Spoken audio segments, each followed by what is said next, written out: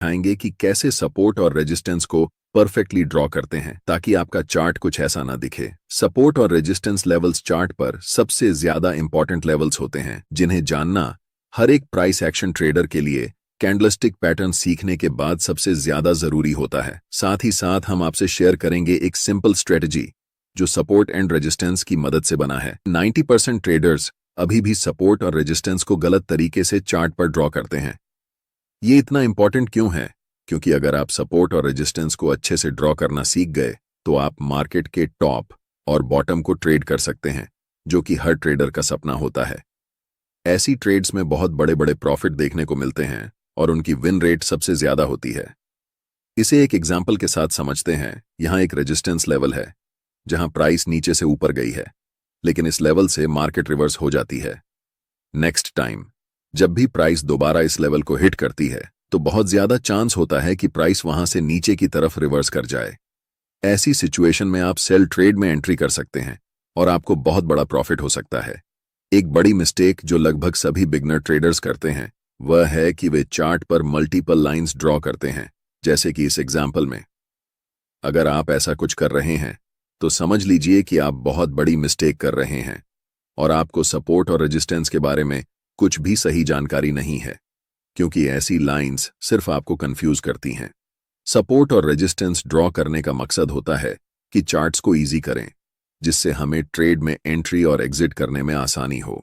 ज्यादातर ट्रेडर्स ऐसी मिस्टेक कर रहे हैं क्योंकि वे सीक्रेट सपोर्ट और रेजिस्टेंस रूल्स को फॉलो नहीं करते। सीक्रेट रूल्स को समझते हैं। पहला रूल, मल्टीपल रिजेक्शंस।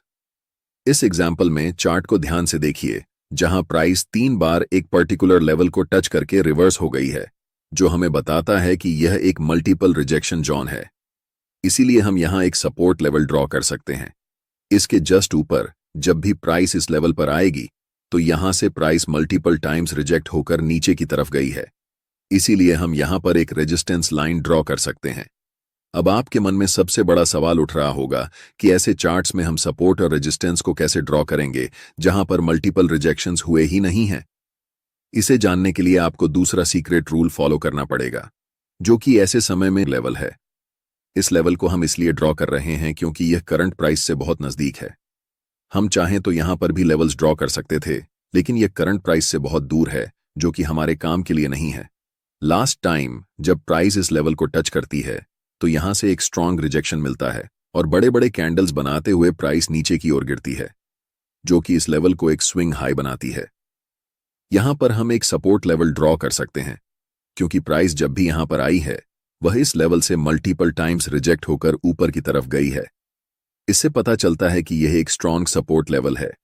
जब प्राइस फाइनली इस सपोर्ट लेवल को ब्रेक करती है और नेक्स्ट टाइम रिटेस्ट करने के लिए इस लेवल के पास आती है तो यह लेवल अब एक रेजिस्टेंस की तरह काम कर रहा है, जिसे हम कह सकते हैं कि सपोर्ट लाइन अब रेजिस्टेंस बन चुकी है।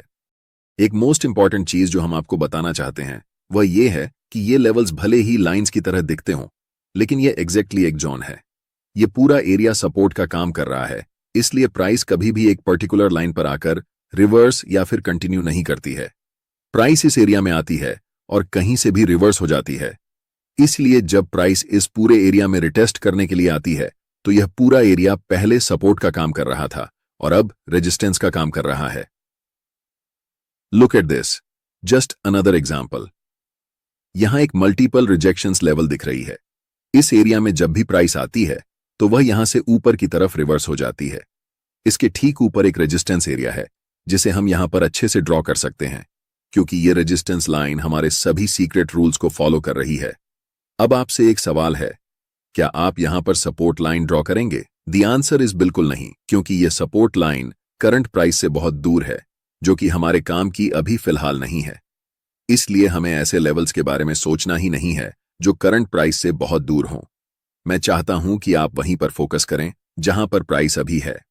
ऐसे लेवल्स को ड्रॉ करने पर फोकस करें जो उस समय करंट प्राइस से सबसे ज्यादा नजदीक हैं। हम इस सपोर्ट लेवल को तभी ड्रॉ करेंगे जब प्राइस रीसेंट सपोर्ट लेवल को ब्रेक डाउन कर दे और प्राइस स्ट्रांगली रेड कैंडल्स बनाते हुए नीचे की तरफ आने लगे। लेकिन अगर ऐसा नहीं होता है तो हम इन्हीं दो लेवल्स के बीच में फोकस करेंगे। अब आपने बहुत अच्छे से सीख लिया है कि कैसे चार्ट पर परफेक्टली सपोर्ट और रेजिस्टेंस लेवल्स को ड्रॉ करना है। इसलिए अब मैं आपको मेरी सबसे सिंपल और high win rate trading strategy बताने जा रहा हूं, जिसके लिए मैंने शुरुआत में आपसे प्रॉमिस किया था। इस चार्ट्स को ध्यान से देखिए। मैंने यहां एक रेजिस्टेंस लेवल ड्रॉ किया है, क्योंकि जब भी प्राइस इस इंपॉर्टेंट एरिया में आती है तो यहां से प्राइस रिजेक्ट होकर नीचे की तरफ जाती है। इसलिए हमें यह क्लियरली पता है कि यह एक बहुत ही स्ट्रांग रेजिस्टेंस एरिया है। पहली चीज जो आपको यहां पर देखनी है वह यह है कि इस समय प्राइस इन लेवल्स पर क्या कर रही है। क्या प्राइस इस लेवल को ब्रेक करके ऊपर जाने वाली है, या फिर इस लेवल को रिस्पेक्ट करते हुए वापस नीचे की तरफ आने वाली है। और यहां पर हमें एक इवनिंग स्टार कैंडलस्टिक पैटर्न दिखता है, जो कि एक बेरिश कैंडलस्टिक पैटर्न है। इसका मतलब है कि मार्केट में सेलर्स स्ट्रांग हैं और बहुत ज्यादा चांसेस हैं कि प्राइस अब यहां से नीचे की ओर जाने वाली है। लेकिन सिर्फ रिवर्सल कैंडलस्टिक पैटर्न को देखकर हमें मार्केट में तुरंत डाउनसाइड एंट्री नहीं करनी है। हमेशा आपको मल्टीपल कंफर्मेशन ढूंढने होते हैं, क्योंकि जितने ज्यादा कंफर्मेशन सिग्नल्स हमारे पास होंगे उतना ही ज्यादा मार्केट के नीचे जाने के चांसेस रहेंगे। अगली चीज जो हम यहां देख रहे हैं वह यह है कि यहां कैंडलस्टिक और मूविंग एवरेज की क्रॉसओवर हो रही है। This is my last conformation. इससे पहले मूविंग एवरेज कैंडलस्टिक पैटर्न के नीचे थी, लेकिन इस क्रॉसओवर के बाद मूविंग एवरेज कैंडलस्टिक के ऊपर हो चुकी है और प्राइस धीरे धीरे नीचे की ओर जा रही है। अब हमारे पास 3 कंफर्मेशन हैं, जिस कारण हम सेल ट्रेड में एंट्री ले सकते हैं। पहला, हमारे पास एक इंपॉर्टेंट रेजिस्टेंस लेवल है।